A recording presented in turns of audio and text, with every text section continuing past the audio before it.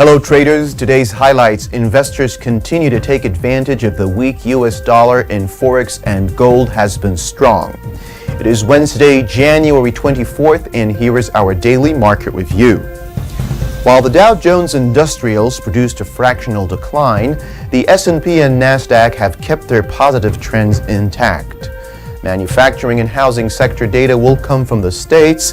However, President Trump's attendance at the Davos World Economic Forum is being heavily anticipated, and Friday's gross domestic product data is a talking point.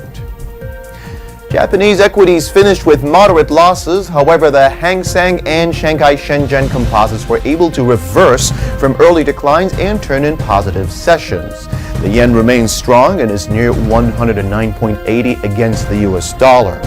Japanese trade balance numbers were slightly disappointing today, but manufacturing was better. French and German manufacturing figures this morning have come in weaker than expected, but services data from both nations have improved. The euro continues to trade above 1.23 against the US dollar, and the pound is above the 1.41 level. The UK average earnings index hit its target, but the claimant count statistics did come in with a worse number.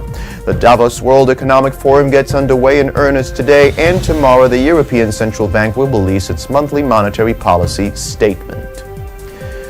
Gold has powered higher in the past day. The precious metal is near 1,346 US dollars an ounce as commodity markets grow increasingly speculative.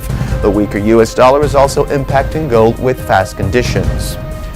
Crude oil traders will monitor the U.S. supply numbers for the commodity, which will be released at 3:30 GMT. Thank you for watching. Have a good trading day. We'll see you again soon.